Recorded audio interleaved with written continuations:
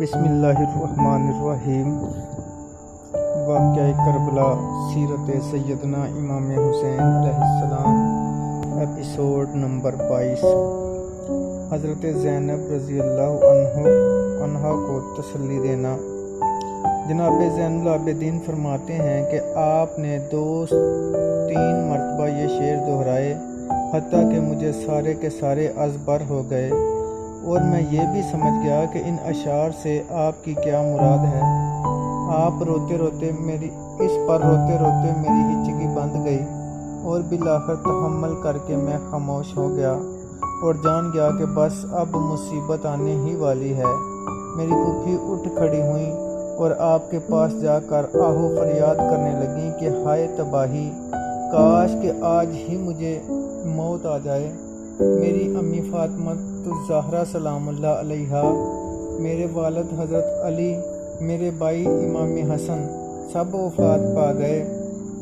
اے زندوں کے فریاد رس، حضرت امام حسین نے فرمایا کہ اے میری بہن، کہیں شیطان تمہیں بے صبر نہ کر دے۔ حضرت زینب رضی اللہ عنہا نے کہا کہ اے ابو عبداللہ، واری جاؤں، آپ موت کے منہ میں جا رہے ہیں۔ آپ زارا زار روتی رہیں اور بے خود ہو کر گر پڑیں۔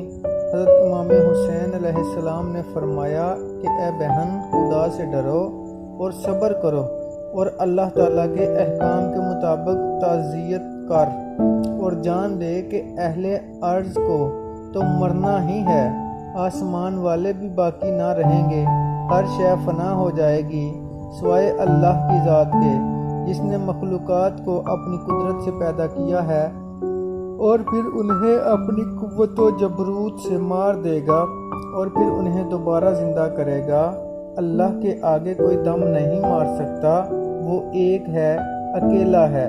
جان لے کہ میرا باپ مجھ سے بہتر تھا، اور میری ماں مجھ سے بہتر تھی، میرا بھائی مجھ سے بہتر تھا، اور میرے لیے اور ان کے لیے اور ہر مسلمان کے لیے رسول اللہ صلی اللہ علیہ وآلہ وسلم کی حیات طیبہ قابل تقلید نمونہ ہے۔ پھر غصہ سے فرمایا کہ میری موت کے بعد ایسا کوئی کام نہ کرنا۔ اس کے بعد آپ نے ان کا ہاتھ پکڑا اور انہیں میرے پاس چھوڑ کر واپس اپنے اصحاب کے پاس چلے گئے، اور انہیں حکم دیا کہ تمام خیمے ایک دوسرے کے قریب لے آؤ، حتیٰ کہ ان کی تنابیں ایک دوسری میں گھسی ہوئی ہوں، تاکہ دشمن ہم تک صرف ایک جانب سے آ سکے۔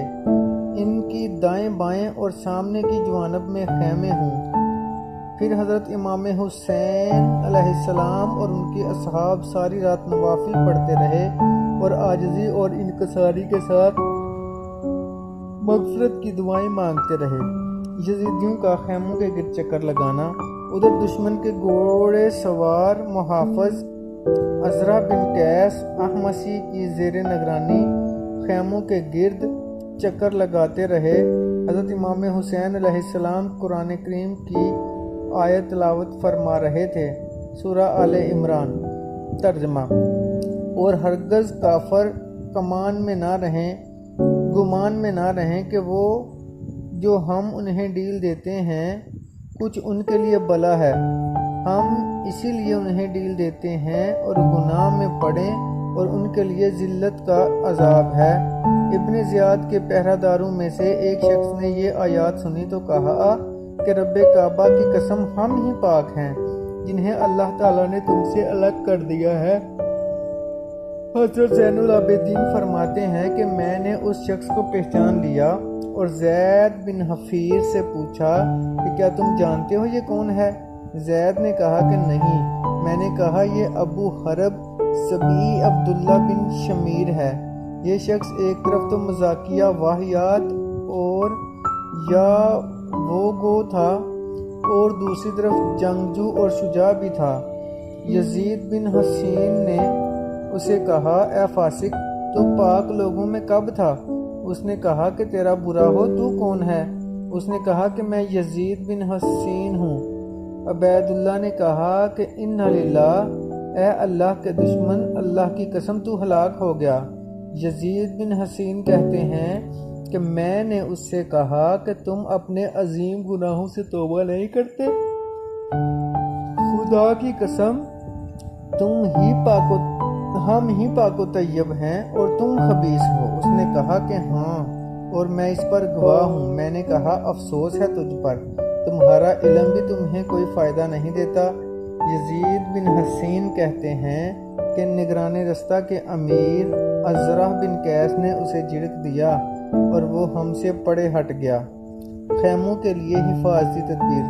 مورخین کہتے ہیں کہ جب عمر بن سعد نے عاشورہ کے دن بروز جمعۃ المبارک، یا جیسا کہ کہا جاتا ہے کہ ہفتہ کے روز، اپنے اصحاب کے ساتھ صبح کی نماز پڑھ لی تو قتال کے لیے تیار ہو گیا۔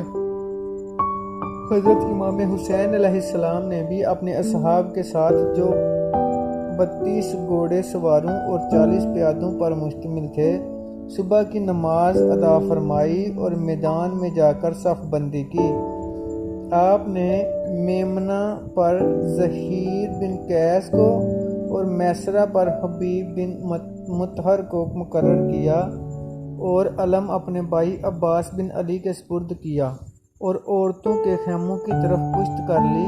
حضرت امام حسین علیہ السلام کے حکم سے آپ کے اصحاب نے راتوں رات خیموں کے عقب میں خندق کھود لی اور اسے سوختنی اور کار آمد لکڑیوں سے اور بانس اور نرکل جیسی لکڑیوں سے بھر دیا اور اس میں آگ بھڑکا دیا تاکہ عقب سے خیموں میں کوئی داخل نہ ہو سکے۔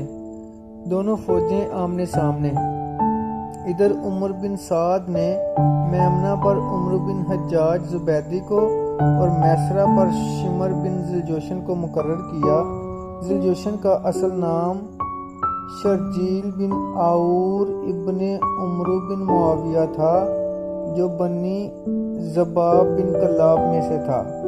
عمر نے اصحاب خیل پر ازرح بن قیس احمسی کو اور پیادہ فوج پر شبیس بن ربیع کو مقرر کیا اور جھنڈا اپنے غلام اردان کے سپرد کیا اور دونوں فوجیں آمنے سامنے آ گئیں۔ پھر حضرت امام حسین علیہ السلام ایک خیمہ میں چلے گئے جو ان کے لیے نصب کیا گیا تھا۔ وہاں آپ نے غسل فرمایا اور بہت سی خوشبو لگائی۔